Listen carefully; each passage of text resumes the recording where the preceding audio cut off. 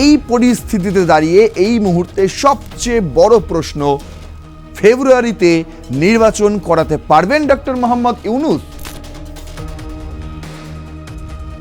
তিনি বলছেন হাদির খুনিরা সাজা প্রাপ্ত না হওয়া পর্যন্ত আমি এর হাল ছাড়ব না। কোন হাল ছাড়বেন না ভাই?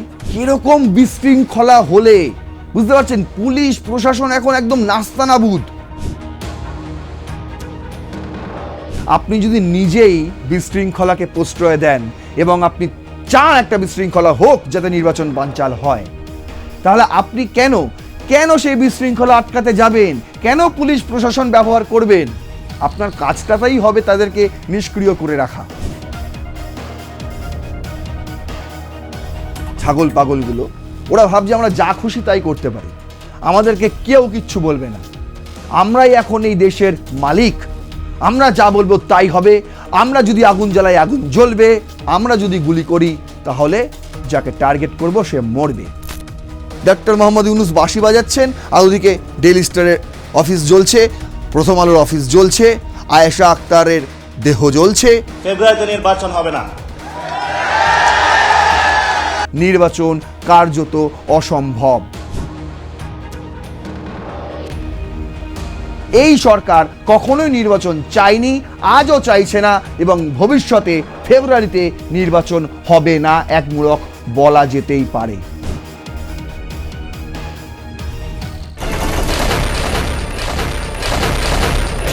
নির্বাচন কি হবে বাংলাদেশে?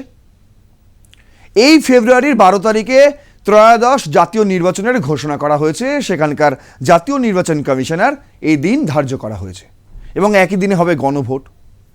কিন্তু ইতিমধ্যেই নির্বাচনের তফসিল ঘোষণার পর যা কর্মকাণ্ড শুরু হয়েছে বাংলাদেশে, এদিকে আগুন, ওদিকে খুন, সেদিকে গুলিবিদ্ধ, মানে চারিদিকে হই হুল্লোড় ব্যাপার। বিক্ষোভ মিছিল তো লেগেই রয়েছে। আর বাংলাদেশে বিক্ষোভ মিছিল থাকে না এরকম 24 ঘন্টা খুঁজে পাবেন না আপনি। 71-এর পর থেকে আজ পর্যন্ত এটা চলে, সেখানকার এটা একটা ধারাবাহিকতা। খায় কি, কাজ করে কি ভগবান জানে, কিন্তু বিক্ষোভ করতে হবে। কিন্তু এখন এই মুহূর্তে যে বিক্ষোভ আপনারা দেখছেন, এখন এই মুহূর্তে যে আগুন আপনারা দেখছেন, সেটা কিন্তু সমস্ত লিমিট ছাড়িয়ে গেছে। আর তাই এই পরিস্থিতিতে দাঁড়িয়ে এই মুহূর্তে সবচেয়ে বড় প্রশ্ন, ফেব্রুয়ারিতে নির্বাচন করাতে পারবেন ডক্টর মোহাম্মদ ইউনূস ও তার কোলে বসে থাকা নির্বাচন কমিশনার?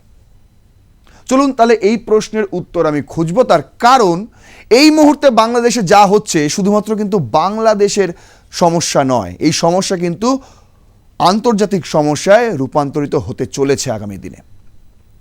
এবং যে আগুন বাংলাদেশের ঘরে ঘরে জ্বলছে, যে আগুন প্রথম আলো, ডেইলি স্টারের অফিসে জ্বলছে, সেই আগুন কিন্তু শুধুমাত্র সেখানেই জ্বলছে না, এই আগুনে কিন্তু মুখ পুড়ছে বাংলাদেশের গোটা বিশ্ববাজারে। আর তাই আজকের রণক্ষেত্রের আমাদের হেডলাইন যে মুখ পুড়ছে বাংলাদেশের ঠিক কিভাবে, কেন, আর কেন আমি প্রথমে এই প্রশ্নটা করলাম যে নির্বাচন হবে হ্যাঁ কি না, সেই সমস্ত প্রশ্নের উত্তর এই আজকের এপিসোডে খুঁজব। চলুন রণক্ষেত্র শুরু করা যাক। আপনাদের সঙ্গে রয়েছি আমি নারায়ণ। দেখুন, প্রথম স্লাইডে আমি রেখেছি যত দিন যাচ্ছে একটা করে দিন যাচ্ছে, একটা করে ঘটনা বেড়ে যাচ্ছে, একটা করে দিন যাচ্ছে, একটা করে আগুনের ঘটনা, একটা করে দিন যাচ্ছে, একটা করে গুলিবিদ্ধের ঘটনা, একটা করে দিন যাচ্ছে, একটা করে খুনের ঘটনা, ঘটনা ঘটনা ঘটনা চলছেই। বুঝতে পারছেন? প্রথম ভারতকে দোষারোপ করা হচ্ছিল, কিন্তু নিজেরাই নিজেদের ফাঁসে নিজেরাই জড়িয়ে গেছেন। এখন পুলিশই বলছে জানি না হাদির খুনিরা কোথায় আছে, কোথায় অবস্থান করছে, তারা আদৌ ভারতে গিয়েছে কিনা আমরা জানি না। আর এখন দমে গেছে। আর এখন কি হচ্ছে, এখন ওই ইনকিলাব মঞ্চ, হাদির যে দল, তারা আবার একটা সরকারকে আলটিমেটাম দিয়েছিল 24 ঘন্টার, সেটাও পেরিয়ে গেছে। সেটা পেরোনোর পর আবার 3খানা শর্ত দিয়েছে যে এই 3খানা শর্ত যদি না মানেন তাহলে কিন্তু কি হবে কেউ জানে না। বুঝতে পারছেন? কোনো লক্ষ্য নেই, মানে এদের তো প্রথম থেকেই বলে আসছি কোনো লক্ষ্য নেই। লক্ষ্য ছাড়াই এরা আন্দোলন করছে, লক্ষ্য ছাড়াই এরা বিক্ষোভ দেখাচ্ছে, এবং লক্ষ্য ছাড়াই আগুন জ্বালাচ্ছে, গুলিবিদ্ধ হচ্ছে, খুনের মতন ঘটনা ঘটছে। আর যে 3টে শর্ত ইনকিলাব মঞ্চ ইতিমধ্যে দিয়েছে, পাশাপাশি এনসিপির কিছু শর্ত রয়েছে। অন্যদিকে ওই যে আমার দেশের সম্পাদক মাহমুদুর রহমান, তারও একটা আশঙ্কা প্রকাশ, তিনিও একটা করেছেন আশঙ্কা প্রকাশ। আর সবচেয়ে বড় কথা, শাহিদুল আলম সাংবাদিক, তাকে আপনারা চেনেন, চিত্রকার, যিনি ইসরায়েলে গিয়ে ত্রাণ দিতে গিয়ে আটক হয়েছিলেন, তিনিও একটা আশঙ্কা প্রকাশ করেছেন এই নির্বাচন পূর্ববর্তী ভয়াবহতা নিয়ে। চলুন তাহলে দেখা যাক। শুরুতে আমি যেটা রেখেছি প্রথম স্লাইডেই, সেটা হলো গিয়ে আবার এক এনসিপি নেতাকে গুলি। কে করেছে, কিভাবে হয়েছে, কেউ জানে না। দেখুন সময়ের খবর বলছে যে খুলনায় এনসিপি নেতাকে গুলি, সাতক্ষীরার সীমান্তে বিজিবির তল্লাশি। এবার বলছে কোনো মতেই, মানে এই যে এনসিপি নেতাকে যে গুলি করেছে তাদের যে আততায়ীরা, তারা কোনো মতেই যাতে ভারতে না পৌঁছতে পারে সীমান্ত টপকে, সেই রকম ব্যবস্থা এরা আগে থেকেই এবার নিচ্ছে, যাতে কোনো রকম গুজব ছড়ানোর কোনো স্কোপ না থাকে। এনসিপি, ইনকলাব মঞ্চের লোকেরা এসে হঠাৎ করে গুজব ছড়াতে শুরু করে দেবে যে ওই ভারতে রয়েছে আততায়ীরা, ভারতে রয়েছে আততায়ীরা, ফেরত দাও, ফেরত দাও, না হলে আমরা এখানে আগুন জ্বালাবো। বুঝতে পারছেন? এই জিনিসটা যাতে আর না হয় সেটার জন্য, ঠেকানোর জন্য একটা নতুন ব্যবস্থা নিয়েছে। সাতক্ষীরা ইতিমধ্যে বিজেপির তল্লাশি শুরু হয়ে গেছে। বলছে 22শে ডিসেম্বর এই খবরটা করেছিল, সময়ের খবর 5:20 বিকেল। বলছে এনসিপির খুলনা বিভাগীয় প্রধান এবং এনসিপি শ্রমিক শক্তির কেন্দ্রীয় সংগঠক মোতালেব সিকদারকে সোমবার দুর্বৃত্তের ছোড়াগুলিতে আহত হওয়ার ঘটনায় সাতক্ষীরাস্থ বিজেপি 33 ব্যাটালিয়নের দায়িত্বপূর্ণ সীমান্ত সিল করে দেওয়া হয়েছে, যাতে কোনো মতেই সীমান্ত টপকে ভারতে যেতে না পারে। বলছে সীমান্তের বিভিন্ন পয়েন্টে ব্যাপক সংখ্যক চেকপোস্ট বসিয়ে ও টহল তৎপরতার বৃদ্ধির মাধ্যমে কঠোর নিরাপত্তামূলক ব্যবস্থা গ্রহণ করেছে বিজিবি। ভোমরা স্থলবন্দর চেকপোস্ট সহ সীমান্ত এলাকায় নজরদারি বৃদ্ধি করা হয়েছে। এনসিপি কেন্দ্রীয় সমন্বয়ক মোহাম্মদ মোতালেব সিকদার খুলনা মহানগরীর সোনাডাঙ্গা থানার শেখপাড়া পল্লী মঙ্গল স্কুল এলাকার মৃত মুসলিম সিকদারের ছেলে। বলছে মোতালেব হত্যা প্রচেষ্টাকারী দুর্বৃত্তরা যাতে সীমান্ত পেরিয়ে ওপারে পালিয়ে যেতে না পারে, সেজন্য সাতক্ষীরার ভোমরা স্থলবন্দরে বিজিবি চেকপোস্টে চলছে কঠোর নজরদারি ও তল্লাশি। ইমিগ্রেশন চেকপোস্ট দিয়ে বহিরাগমন সকল যাত্রীর পাশাপাশি যাত্রী বহনকারী পরিবহন ও প্রাইভেট কার সব ধরনের যানবাহনের তল্লাশি অভিযান পরিচালনা করা হচ্ছে। একই সাথে সীমান্তের 150 গজের ভেতরে কাউকে ঢুকতে দেওয়া হচ্ছে না, এমনকি কৃষি কাজের জন্য হলেও। এই যে দেখুন, আপনারা যাকে ইজি বাইক বলেন, আমাদের এখানে টোটো বলা হয়, এই সমস্ত টোটো করেও যারা যাচ্ছে তাদেরকেও নাকি তল্লাশি করছে। মানে টোটো করে যারা কারা যায়, স্থানীয় বাসিন্দারা যায়, সেখানেও তল্লাশি চলছে। মানে বুঝতে পারছেন যে কোনো মতেই এবার যে খুন করার একটা চেষ্টা চলেছে, এই যে মোতালেব সিকদার, বুঝতে পারছেন, এর আততায়ীরা যাতে কোনো মতে ভারতে যেতে না পারে তার আগে থেকে তারা সেই বন্দোবস্ত নিয়েছে। মানে কিরকম বিশৃঙ্খলা হলে, বুঝতে পারছেন, পুলিশ প্রশাসন এখন একদম নাস্তানাবুদ। বিশ্বের বিভিন্ন সংবাদ মাধ্যমে প্রশ্ন উঠছে বাংলাদেশের পুলিশ প্রশাসন নিয়ে, বুঝতে পারছেন। আবার সেই সমস্ত ইংরেজি সংস্করণ বাংলায় করে ছাপছে আপনাদেরই বাংলাদেশি মিডিয়া, সংবাদ মাধ্যম, বুঝতে পারছেন, সেটাও আপনাদের দেখাবো। বলছে এবার দেখুন, এবার হচ্ছে এই খবরটা আমি নিয়েছি jagonews24.com থেকে, যেখানে আপনারা জানেন লক্ষ্মীপুরের ঘটনা, খালেদা জিয়ার পার্টি, যে খালেদা জিয়া এই মুহূর্তে এভার কেয়ার হাসপাতালে চিকিৎসাধীন। শোনা যাচ্ছে তারেক রহমান তিনি ফিরবেন 25শে ডিসেম্বরের মধ্যে, শোনা যাচ্ছে, এখনো পর্যন্ত শোনা যাচ্ছে, বুঝতে পারছেন। এই সমস্ত পরিস্থিতির মাঝখানে এক বিএনপি নেতার বাড়িতে দাও দাও করে আগুন জ্বালিয়ে দেওয়া হলো, আর সেখানে ঘুমন্তরত অবস্থায় এক 7-8 বছরের মেয়ে, বাচ্চা মেয়ে, তার প্রাণ অকালে চলে গেল। দেখুন খবরটা করেছে, বলছে 8 বছরের বাচ্চাকে তারা পুড়িয়ে ছাই করে দিয়েছে। কে বলছে? রিজভি। 8 বছরের মানুষ মাসুম বাচ্চা আয়েশাকে আগুনে পুড়িয়ে ছাই করে দিয়েছে। তার বাবা সদর হাসপাতালে চিকিৎসাধীন, সেখানে কাতরাচ্ছে। পোড়ার যন্ত্রণা যে কত কঠিন, কত ভয়াবহ, কত বেদনাদায়ক, এটা ভাষায় প্রকাশ করা যায় না। তার বড় মেয়ে স্মৃতি জীবন মরণের সন্ধিক্ষণে লড়াই করছে। কে দেবে তাদের সান্ত্বনা? কে দেবে তাদের সহায়ক? কে দেবে? কে তাদের রক্ষা করবে? রোববার লক্ষ্মীপুর সদর উপজেলার ভবানীগঞ্জের চরমনসা গ্রামে দুর্বৃত্তদের আগুনে দগ্ধ বিএনপি নেতা বেলাল হোসেনের বাড়ি পরিদর্শন শেষে সংক্ষিপ্ত সমাবেশ দলটির সিনিয়র যুগ্ম মহাসচিব রুহুল কবির রিজভী এই সমস্ত কথা বলেন। রুহুল কবির রিজভী তিনি যান তার পরিবারের সদস্যদের সঙ্গে দেখা করতে, কিন্তু কজনই বা রয়েছেন? প্রত্যেকেই তো হাসপাতালে চিকিৎসাধীন। বাচ্চা মেয়েটি মারা গেছে, বড় মেয়েটাও হয়তো কিছুদিনের মধ্যেই তিনিও শেষ নিঃশ্বাস ত্যাগ করবেন। এই হিংসার শেষ কোথায়? এই হিংসার শেষ কোথায়? এবং এত যে ঘটনা ঘটছে সেখানে বাংলাদেশের পুলিশ প্রশাসন সেনাবাহিনী সব লেগে পড়েছে, কিন্তু দমাতে পারছে না। তার কারণ কি? তার কারণ এই সমস্ত হিংসা, এই সমস্ত বিদ্বেষমূলক ঘটনা প্রতিষ্ঠান থেকে হচ্ছে। বুঝতে পারছেন? সরকার করাচ্ছে। এই যে অন্তর্বর্তী সরকার, আপনাদের ডক্টর মোহাম্মদ ইউনূসের সরকার, তিনি চান না, তিনি বলেছিলাম না, আমি বারবার বলি, আওয়ামী লীগকে তিনি এইভাবে ব্যান করে দিয়েছেন, মানে বিশ্বের কাছে তিনি বলছেন স্থগিত, আর দেশের মানুষের কাছে বলছেন আওয়ামী লীগ নিষিদ্ধ। অন্যদিকে বিএনপিকে যদি কমজোরি করা যায় তাহলেও সেখানে তার লাভ। বুঝতে পারছেন? আর যারা এনসিপিতে থেকে ওই সার্জিস হাসনাত নাহিদ ইসলামদের বিপক্ষে চলে গিয়ে কোনো কথা বলে ফেলছে কোথাও, তাদেরকেও মনিটরিং করা হচ্ছে, তাদেরকেও বেছে বেছে গুলিবিদ্ধ করা হচ্ছে। আর ওসমান হাদি, সে তো এনসিপিও করতো না, তাহলে তার জনপ্রিয়তারই কাল হয়ে দাঁড়িয়েছিল। এত জনপ্রিয়তা তিনি সহ্য করতে পারেননি ডক্টর মোহাম্মদ ইউনূস, ওসমান হাদির। এই কথা আমি বারবার বলি 111-2 ডক্টর মোহাম্মদ ইউনূস এই ফর্মুলার বাইরে বেরোতে চান না, এবং ওই ফর্মুলায় তিনি আসার জন্য বিএনপি এবং আওয়ামী লীগকে যত রকমভাবে তাদেরকে দূরে সরানো যায় তিনি চেষ্টা চালিয়ে যাবেন। এসব করে কি হবে? নির্বাচন হবে? ডক্টর মোহাম্মদ ইউনূস তিনি নিজে কি বলছেন? তিনি বলছেন হাদির খুনিরা সাজা প্রাপ্ত না হওয়া পর্যন্ত আমি এর হাল ছাড়ব না। কোন হাল ছাড়বেন না ভাই? আপনি যে প্রধান উপদেষ্টার যে হাল ধরে আছেন সেই হাল ছাড়বেন না, নাকি মানে কোন হাল ছাড়বেন না? এর মানেটা কি? নির্বাচন কি তাহলে হবে না হাদির খুনিরা যতদিন না তারা সাজা পাচ্ছে? এই একই দাবি আবার করেছে ইনকেলাব মঞ্চ। তারা আবার 30 দিনের একটা সময় দিয়েছে, 30 দিনের সময়, 30 কার্য দিবসের মধ্যে হাদির খুনিদের চিহ্নিত করতে হবে, তাদের গ্রেপ্তার করতে হবে এবং তাদের বিচার প্রক্রিয়া সম্পূর্ণ করতে হবে। তারপর নির্বাচনে যাবে প্রত্যেকটা দল।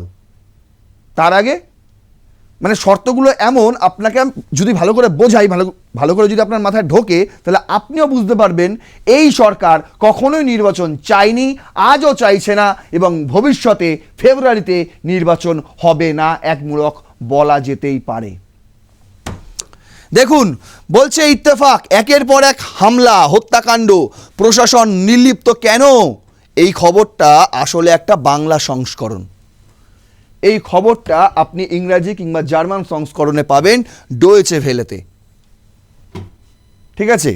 এখানে বলেও দিয়েছে ইত্তেফাক, বলছে জার্মান সংবাদ মাধ্যম ডয়েচে ভেলের বাংলা সংস্করণের হয়ে প্রতিবেদনটি তৈরি করেছেন সমীর কুমার দে। এই প্রতিবেদনের সব ধরনের দায়ভার ডয়েচে ভেলের। ইত্তেফাক নিচ্ছে না। এবার দেখুন এই খবরে অ্যাকচুয়ালি কি রয়েছে। এটা আসলে জার্মানি সংবাদ মাধ্যম, তারা এই খবরটা ছেপেছে।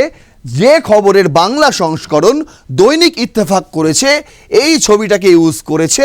বলছে ওসমান হাদি হত্যাকাণ্ড কিংবা গণমাধ্যমের অফিসে হামলা অথবা ময়মনসিংহে হিন্দু যুবককে হত্যার ঘটনাগুলো সহ সম্প্রতি বেশ কয়েকটি ঘটনা প্রতিরোধ ও পরে ব্যবস্থা নেওয়ার ক্ষেত্রে প্রশাসনের সক্রিয়তার অভাব ছিল বলে অভিযোগ উঠেছে। বুঝতে পারছেন? একটা জার্মানি পত্রিকা, তারা বাংলাদেশের এই যে প্রশাসনের একদম ভেঙে পড়া প্রশাসন, সেই প্রশাসনের নিন্দে করছে, বলছে প্রশাসনের সক্রিয়তার অভাব ছিল। আর এটা তো আপনিও মানবেন, তার কারণ যখন একের পর এক এই ঘটনা ঘটছে, 12 তারিখে ওসমান হাদি গুলিবিদ্ধ, বুঝতে পারছেন? 15 তারিখে যখন ওই শহীদ মিনারে দাঁড়িয়ে একের পর এক চ্যাংড়া ছোকরা জুলাই জঙ্গিরা ভারতের বিরুদ্ধে হুঙ্কার ছাড়ছে, যুদ্ধ ঘোষণা করে দিচ্ছে মাহমুদুর রহমান, তারপরে 17ই ডিসেম্বর গিয়ে জাহাঙ্গীর আলম চৌধুরী তিনি বলছেন না, আমাদের নিরাপত্তা নিয়ে কোনো সংশয় নেই, পরিস্থিতি একদম নিয়ন্ত্রণের মধ্যে রয়েছে, আইন শৃঙ্খলা নিয়ে কোনো সমস্যা নেই। তাহলে বুঝতে হবে তো আপনাকে যে এটা প্রাতিষ্ঠানিক খুন। ওসমান হাদির যে খুন এটা প্রাতিষ্ঠানিক খুন, এটা আপনাকে মানতে হবে।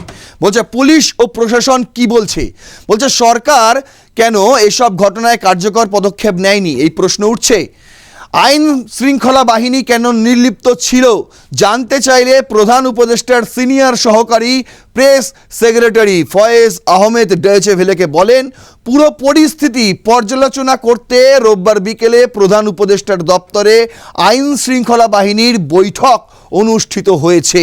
সেখানে এসব ঘটনায় গোয়েন্দা ব্যর্থতা নিয়ে আলোচনা হয়েছে। বুঝতে পারছেন, এতদিন পরে বলছে গোয়েন্দা ব্যর্থতা নিয়ে আলোচনা হয়েছে, তার আগে তারা নিজেরাই গোয়েন্দা হয়ে গিয়েছিল, নিজেরাই বলে দিতে পারছিল যে হাদির খুনিরা ভারতে চলে গেছে।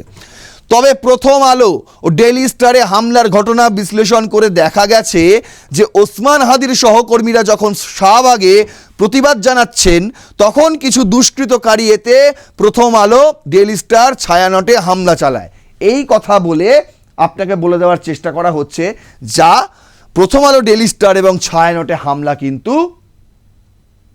ওসমান হাদির বিরুদ্ধে যারা বিক্ষোভ দেখাচ্ছিল তারা করেনি।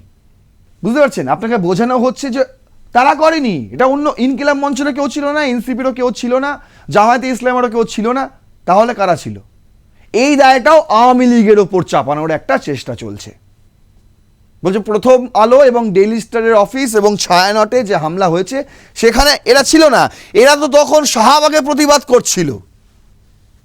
বুঝতে পারছেন, বোঝার ব্যাপার আছে এখানে, এরা তো তখন শাহবাগে প্রতিবাদ করছিল। বলছে এদের 2 জনকে ইতিমধ্যেই আটক করা হয়েছে এবং 30 জনকে শনাক্ত করা হয়েছে। এবার আমি বলতে চাই এই যে প্রধান উপদেষ্টার সহকারী প্রেস সেক্রেটারি ফয়েজ আহমেদকে যে আপনি বলুন তো, ওই যে ওসমান হাদির জানাজার পর যারা ওই সংসদ ভবনের দিকে তেড়ে গেল তারাও কি ওসমান হাদির সহকর্মী ছিল না? এই একটা প্রশ্ন, উত্তর দেবেন। বলছে অন্যদিকে লক্ষ্মীপুরে দরজায় তালা লাগিয়ে ও পেট্রোল ঢেলে বেলাল হোসেন নামের এক বিএনপি নেতার ঘরে আগুন দেওয়ার অভিযোগ উঠেছে। এই খবরও জার্মানির সংবাদ মাধ্যম ছেপেছে। বলছে এ সময় ঘরের ভেতর আগুনে পুড়ে ওই বিএনপি নেতার 7 বছর বয়সী মেয়ে আয়েশা আখতারের মৃত্যু হয়েছে।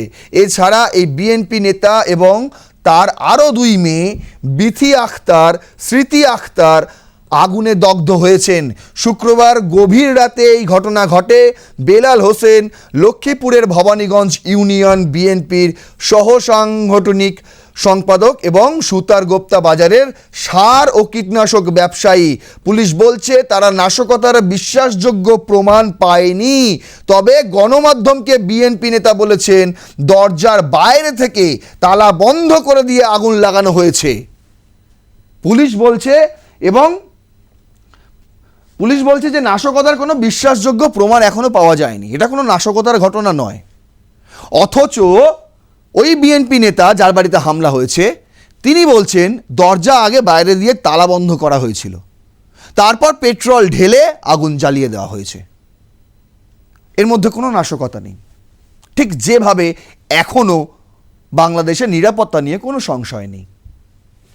বলছে এসব ঘটনায় চাইলেই কি আইন শৃঙ্খলা আগে থেকে কোনো পদক্ষেপ নিতে পারত কিনা জানতে চাইলে মানবাধিকার কর্মী নূর খান লিটন ডয়েচে ভেলেকে বলেন, আইন শৃঙ্খলা বাহিনী তো পরের কথা, সরকার এখানে নির্লিপ্ত ভূমিকা পালন করছে। ঘোষণা দিয়ে 2টি পত্রিকা অফিসে হামলা, ছায়ানট, উদীচিতে হামলা, গাছে বেঁধে হিন্দু সম্প্রদায়ের এক যুবককে পুড়িয়ে হত্যার দায় সরকার কোনোভাবেই অস্বীকার করতে পারবে না। আন্তর্জাতিক মহলে আমাদের দেশ সম্পর্কে কি বার্তা যাচ্ছে, ফলে এসব ঘটনায় শুধু বিবৃতি দিয়ে সরকার দায় শোধ করতে পারে না। কে বলছেন? একজন মানবাধিকার কর্মী নূর খান লিটন, বাংলাদেশেরই বাসিন্দা তিনি। যা অবস্থা এই মুহূর্তে বাংলাদেশ, গোটা বিশ্বে ছি হচ্ছে, ছি। আর সেখানে সরকার শুধু বিবৃতি দিয়েই দায় সারছে। আর তাদের করারই বা কী রয়েছে? আপনি যদি নিজেই বিশৃঙ্খলাকে প্রশ্রয় দেন এবং আপনি চান একটা বিশৃঙ্খলা হোক যাতে নির্বাচন বানচাল হয়, তাহলে আপনি কেন সেই বিশৃঙ্খলা আটকাতে যাবেন? কেন পুলিশ প্রশাসন ব্যবহার করবেন? আপনার কাজটা তাই হবে তাদেরকে নিষ্ক্রিয় করে রাখা, আর সেটাই করছেন ডক্টর মোহাম্মদ ইউনূস। প্রথম আলো করেছে আগুন জ্বালিয়ে দিয়েছিলেন, ভেবেছিলেন আর কিছু হবে না, কিন্তু প্রথম আলো এবং ডেইলি স্টারের মতন পত্রিকা, প্রথম সারির পত্রিকা, তারা আবারও ময়দানে নেমেছে, আবারও তারা সত্যের হয়ে লড়াই করছে। দেখুন মনোজ দে বলছেন, এটা একটা মতামত, প্রথম আলো ছেপেছে দীপু দাস ও আয়েশার নিষ্ঠুর হত্যা, প্রশ্ন অনেক, উত্তর অজানা। কি কি প্রশ্ন? বলছে গত 16 মাসে দেশে একের পর এক মাজার, দরগা শরীফে হামলা হয়েছে, ভাঙচুর, লুটপাট, অগ্নিসংযোগ হয়েছে, বাউলেরা আক্রান্ত হয়েছেন, এমনকি কবর থেকে লাশ তুলে পুড়িয়ে দেওয়া হয়েছে, পথে ঘাটে জনপরিসরে সামাজিক যোগাযোগ মাধ্যমে নারীরা আক্রান্ত হয়েছেন, তাদের পরিসর সংকুচিত হয়েছে, ধর্মীয় ও জাতিগত সংখ্যালঘুরাও আক্রান্ত হয়েছেন, কিন্তু বিবৃতি দেওয়া আর দু একজনকে গ্রেপ্তার করা ছাড়া অন্তর্বর্তী সরকার নাগরিকের জানমালের নিরাপত্তা, বাক স্বাধীনতা ও ধর্মচর্চার স্বাধীনতা রক্ষায় কোনো উদ্যোগ নেয়নি। ফলে বিভিন্ন গোষ্ঠীর কাছে এই বার্তাই গেছে তারা এতটাই ক্ষমতায়িত যে দায় মুক্তি নিয়েই যা খুশি তাই করতে পারে। এই বার্তা যে কতটা ভয়ঙ্কর হতে পারে, ময়মনসিংহের ভালুকায় পোশাক কারখানার শ্রমিক দীপু দাসের হত্যাকাণ্ড তারই দৃষ্টান্ত। ওই যে খোলা ছাগল যারা রয়েছে বাজারে, ছাগল পাগলগুলো, ওরা ভাবছে আমরা যা খুশি তাই করতে পারি, আমাদেরকে কেউ কিচ্ছু বলবে না, আমরাই এখন এই দেশের মালিক, আমরা যা বলবো তাই হবে, আমরা যদি আগুন জ্বালাই আগুন জ্বলবে, আমরা যদি গুলি করি তাহলে যাকে টার্গেট করব সে মরবে, আমাদেরকে কেউ আটকাতে পারবে না। আর এরই জলজ্যান্ত দৃষ্টান্ত হচ্ছে ভালুকায় পোশাক শ্রমিক দীপুচন্দ্র দাসের ওই ভয়াবহ হত্যাকাণ্ড। বলছে কিন্তু অন্তর্বর্তী সরকারের আমলে নাগরিকের ভয় ও নিরাপত্তার মূল উৎস বিভিন্ন উগ্রবাদী গোষ্ঠীর মব সহিংসতা, যা আজ থেকে হয়নি, গত কয়েকটা এপিসোড ধরেই আমি আপনাদের বলছি এটা কিন্তু আস্তে আস্তে চাষ হয়েছে। পাকিস্তানি মৌলবাদ বাংলাদেশে 71-এর পর থেকেই চাষাবাদ শুরু হয়ে গিয়েছিল। বলছে অনলাইন অফলাইনে যে কেউ যে কারো বিরুদ্ধে সহিংসতা উস্কে দিতে পারছে, কারো মত, চিন্তা, চেহারা, পোশাক পছন্দ হচ্ছে না, কারো সঙ্গে চাকরিতে রেষারেষি, মব উস্কে দাও, ফ্যাসিবাদের দোসর, ভারতপন্থী, বাউল, যে কোনো একটা তকমা লাগিয়ে দাও, ব্যাস তাহলেই কেল্লা ফতে। আমি একটা ভিডিও দেখছিলাম, মানে এই ভিডিওটা আমি দেখছিলাম পিনাকি ভট্টাচার্য ইউজ করেছিলেন তার একটা ভিডিওতে, যেখানে দেখানো হচ্ছে যে একজন বাউল একজন ওই জুলাই জঙ্গিকে দাঁড় করিয়ে একদম রাস্তার মাঝখানে সরাসরি চোখে চোখ রেখে বলছে এই পাকিস্তানি চাল জায়গান থেকে। বুঝতে পারছেন ওই জুলাই জঙ্গিদের এখন রেপুটেশন কি বাংলাদেশে? সাধারণ মানুষজন, বাউল সংস্কৃতিপ্রেমী মানুষ তাদের কি নজরে দেখছে? ডিরেক্ট পাকিস্তানি বলে সম্বোধন করছে, ডিরেক্ট। আরে এরা তো পাকিস্তানি, এরা জঙ্গি, একটা পাকিস্তানের পোষা জঙ্গি এগুলো একটা। বলছে দীপু, আয়েশা আক্তার সবাই রাষ্ট্রের দায় ও দায়িত্বহীনতার এক একজন শিকার। এই মৃত্যু তো থামাতেই হবে, কিন্তু থামাবে কে? কে থামাবে? ডক্টর মোহাম্মদ ইউনূস তো বাঁশি বাজাচ্ছেন, দেখেননি? সোশ্যাল মিডিয়ায় ভাইরাল হয়ে গেছে ছবি। ডক্টর মোহাম্মদ ইউনূস বাঁশি বাজাচ্ছেন, আর ওদিকে ডেইলি স্টারের অফিস জ্বলছে, প্রথম আলোর অফিস জ্বলছে, আয়েশা আক্তারের দেহ জ্বলছে, ওসমান হাদিকে গুলিবিদ্ধ করা হচ্ছে, দীপুচন্দ্র দাসকে আগুন ধরিয়ে দেওয়া হচ্ছে জীবন্ত দেহে, আর ডক্টর মোহাম্মদ ইউনূস বাঁশি বাজাচ্ছেন। মুক্তিযুদ্ধ নিয়ে অ্যালেন গিন্সবার্গের অবিস্মরণীয় কবিতা সেপ্টেম্বর অন যশোর রোড অবলম্বনে মৌসুমী ভৌমিকের গান থেকে ধার নিয়ে প্রশ্ন করি, কাকে বলি ওগো মৃত্যু থামাও, মরে যাওয়া বুকে এনে দাও প্রাণ। বলি মৌসুমী ভৌমিককে তো আপনারা নিশ্চয়ই চেনেন, তিনি ভারতীয়, তাই বলে এখন তো যা খুশি তাই হচ্ছে, হতেই পারে। কিন্তু দেখুন মনোজ দে তার একটা গানের উদাহরণ তুলে এই মুহূর্তে বাংলাদেশকে ব্যাখ্যা করার চেষ্টা করেছে। বলছে কাকে বলি ওগো মৃত্যু থামাও, মরে যাওয়া বুকে এনে দাও প্রাণ। কাকে বলবেন? কে বা আছে? শেখ হাসিনা তো এখন আর বাংলাদেশে নেই, কথা শোনার মতন মানসিকতা আছে কার? দেখুন যে কথা আমি প্রথমেই বললাম, শাহিদুল আলম বিশিষ্ট সাংবাদিক, তিনি বলছেন, যুগান্তর করেছে খবরটা, বলছে সুষ্ঠু নির্বাচনের জন্য সার্বিক নিরাপত্তা ব্যবস্থা সরকারকেই করতে হবে। এই প্রশ্ন কেন উঠছে? কেন উঠছে এই প্রশ্ন? নাগরিক কোয়ালিশনের মঞ্চে নির্বাচন ও নাগরিক নিরাপত্তা এই বিষয়ক নিয়ে একটা আলোচনা সভা হয়, যে আলোচনা সভায় শাহিদুল আলম উপস্থিত ছিলেন। এই সেই শাহিদুল আলম যিনি ত্রাণ দিতে গিয়ে ইসরায়েল সেনাবাহিনীর হাতে আটক হয়েছিলেন, পরবর্তীকালে তাকে ভুল বোঝাবুঝি হয়েছিল, তাকে ছেড়ে দেওয়া হয়। বুঝতে পারছেন? এমন একজন ব্যক্তি, তাকে কেন এই উষ্মা প্রকাশ করতে হচ্ছে? তার কারণ একের পর এক ঘটনা দেখিয়ে দিচ্ছে যে ফেব্রুয়ারিতে নির্বাচন কার্যত অসম্ভব, কোনো মতেই করতে পারবেন না ডক্টর মোহাম্মদ ইউনূস। তার কারণ ইনকেলাব মঞ্চ তারা যে তিনটে শর্ত রেখেছে এই সরকারের কাছে, সেই তিনটে শর্ত ফুলফিল করা কিন্তু মুখের কথা নয়। বলছে ইনকেলাব মঞ্চের 3 দফা যে দাবি, দ্রুত বিচারিক ট্রাইব্যুনালের মাধ্যমে সর্বোচ্চ 30 কার্যদিবসের মধ্যে বিচার কার্য সম্পন্ন করতে হবে। তদন্তের জন্য FBI অথবা স্কটল্যান্ড ইয়ার্ডের মতো পেশাদারি এবং নির্ভরযোগ্য গোয়েন্দা সংস্থাকে যুক্ত করতে হবে। মানে বুঝতে পারছেন, FBI এবং স্কটল্যান্ড ইয়ার্ডের মতো পেশাদারি নির্ভরযোগ্য গোয়েন্দা সংস্থাকে যুক্ত করতে হবে। এদের যে দেশীয় গোয়েন্দা সংস্থা, তাদের উপর কোনো ভরসাই নেই। সিভিল মিলিটারি ইন্টেলিজেন্সের মধ্যে ঘাপটি মেরে বসে থাকা আওয়ামী সন্ত্রাসীদের চিহ্নিত করে গ্রেফতার ও বিচারের মুখোমুখি করতে হবে। এটা হচ্ছে 2 নম্বর দাবি। 3 নম্বর কি? স্বরাষ্ট্র উপদেষ্টা, বিশেষ সহকারী এবং আইন উপদেষ্টাকে জনগণের কাছে তাদের অপারগতার কারণ প্রকাশ করে এই খুনের দায়, মানে হাদি খুনের দায়, সকল দায় নিয়ে তাদের পদত্যাগ করতে হবে। আর ডক্টর মোহাম্মদ ইউনূস, তাকে পদত্যাগ করতে হবে না। বুঝতে পারছেন? এই যে দাবি, এবং কারণ ডক্টর মোহাম্মদ ইউনূসও তার বিবৃতিতে বলেছেন যে হাদির খুনির বিচার না হওয়া পর্যন্ত আমি হাল ছাড়ব না। বুঝতে পারছেন? ওদিকে মাহমুদুর রহমান, আমার দেশের সম্পাদক, তিনি বলছেন যে একসময় বলেছিলেন ফেব্রুয়ারিতে নির্বাচন করাতেই হবে, এটা হচ্ছে জাতির দাবি।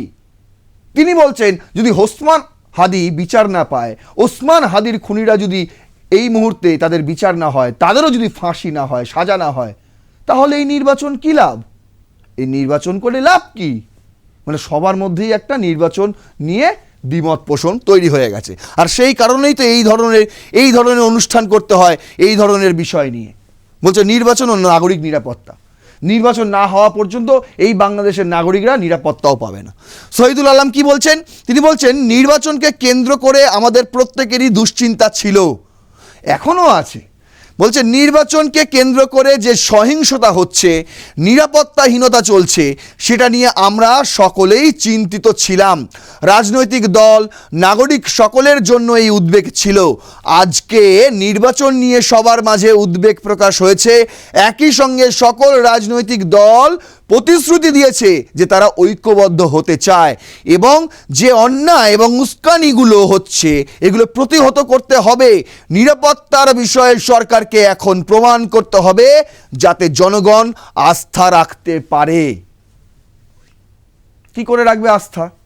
আমি এতক্ষণ ধরে আপনাদের এই দিকটা বলছিলাম, জামায়াতও চায় না নির্বাচন হোক, একমাত্র বিএনপি ছাড়া এই মুহূর্তে কেউ চায় না নির্বাচন হোক ফেব্রুয়ারিতে।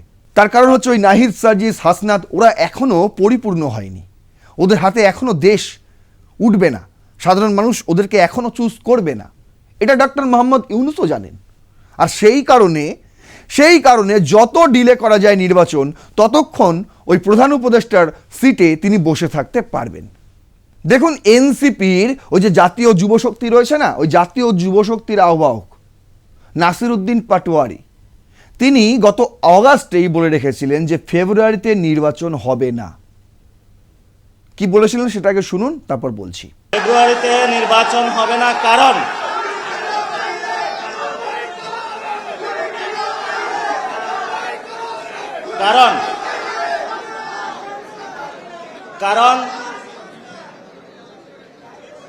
যদি ফেব্রুয়ারিতে নির্বাচন হয়, আমার যে ভাইয়েরা শহীদ হয়েছিল, রক্ত দিয়েছিল সংস্কারের জন্য, একটি নতুন সংবিধানের জন্য, তাহলে কবরে গিয়ে তার লাশটা ফেরত দিতে হবে এই সরকারকে। আমার যে ভাইয়ের হাতটা চলে গিয়েছিল, যদি সংস্কার কাজ শেষ না করে নির্বাচন হয়, তাহলে এই সরকারকে আমার ভাইয়ের হাতটা ফিরিয়ে দিতে হবে। যে মায়ের বুক খালি হয়েছিল, যদি সংস্কার ছাড়া একটি নতুন সংবিধান ছাড়া বাংলাদেশে নির্বাচন হয়, তাহলে ওই মায়ের বুকের সন্তানকে ফেরত দিতে হবে। অনেক বাচ্চাকে দেখেছি এখনো বুকের দুধ পান করে, কিন্তু বাবা শহীদ হয়েছে। তাদের সাথে যখন কথা বলেছি, তাদের মুখের ভাষা পাইনি, শুধু চোখের ভাষা পেয়েছি।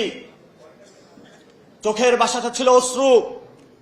যে অশ্রুতে তারা বলেছিল, আমার বাচ্চা রয়ে গিয়েছে, আমার স্বামী চলে গিয়েছে, আমি বাংলাদেশ থেকে কিছু চাই না, কিন্তু আমি একটি সুন্দর ভবিষ্যতে বাংলাদেশ দেখতে চাই, যেখানে আমার এই বুকের যে সন্তান আছে আর সন্তানকে কেউ খুন করবে না। কিন্তু বাংলাদেশে আমরা দেখতে পাচ্ছি একই সংস্কৃতির ডামাডোলে, একই ফেসিবাদী সংবিধানে, একই সিস্টেমের মধ্য দিয়ে আমরা নির্বাচনে যাচ্ছি। তাহলে এতগুলো মানুষ শহীদ হওয়ার প্রয়োজন কি ছিল? এতগুলো মানুষ আহত হওয়ার প্রয়োজন কি ছিল? শুনলেন, জুলাই বিপ্লবে যারা শহীদ হয়েছেন, কোট অ্যান্ড কোট, ওই জুলাই জঙ্গিদের ভাষায় যারা শহীদ হয়েছেন, তাদের আগে বিচার করতে হবে। তারা যাতে বিচার পায়, সেই বিচার কিভাবে করবেন? ওই আইসিটি রায় দিয়ে দিয়েছে, এছাড়া তো ডক্টর মোহাম্মদ ইউনূসের আর কিছু করারও নেই। তার তো হাত পা বাঁধা, তিনি কী করতে পারেন? তিনি তো আর ভারতে এসে হাসিনাকে নিয়ে যেতে পারেন না। প্রোটোকল আছে তো সব কিছুর, আইনি প্রক্রিয়াতেও তিনি সামিল হচ্ছেন না। শুধু একটা করে বিদেশ মন্ত্রকের তরফে একটা করে চিঠি পাঠিয়ে দিচ্ছেন। বুঝতে পারছেন? এটা নিয়ে কিন্তু তার কোনো উদ্যোগ নেই। কিন্তু দেশের মানুষকে বোঝাচ্ছেন, দেখুন আমি হাসিনার বিরুদ্ধে কিন্তু রায় করিয়ে দিয়েছি। টাকা দিয়ে কি সব হয়? টাকা দিয়ে তো রায় করিয়ে দিলেন। টাকা দিয়ে সেই ফাঁসি কার্যকর করতে পারছেন, রায় কার্যকর করতে পারছেন? বুঝতে পারছেন? নাসিরউদ্দিন পাটোয়ারির কথাটা বুঝতে পারছেন? মানে ফেব্রুয়ারিতে কোনো মতেই নির্বাচন এখন দিবাস্বপ্ন হয়ে দাঁড়িয়েছে বাংলাদেশের জনগণের কাছে। যে আদৌ হবে তো? আমাদেরও নজর থাকবে সেদিকে, আমাদেরও নজর থাকবে। যদি হয় খুবই ভালো, সাধারণ মানুষের জন্য এই নির্বাচন। কিন্তু আমি বলবো, আবারও বলবো, ভারতও চায় এটা নির্বাচন হলে যেন সমস্ত দল সেই নির্বাচনে অংশগ্রহণের সুযোগ পায়। শুধু এনসিপি আর জামায়াত দুজন মিলে নির্বাচন লড়বে, তা কিন্তু যাতে না হয়। দেখতে থাকুন রণক্ষেত্র এবং এই ভিডিওটি শেয়ার করুন যদি ভালো লাগে। আপনাদের মতামত অবশ্যই জানাবেন কমেন্ট করে, লাইক করবেন ভিডিওটি। যত বেশি লাইক করবেন তত বেশি মানুষের কাছে ছড়িয়ে যাবে এই ভিডিওটি। জয় হিন্দ, বন্দে মাতারাম।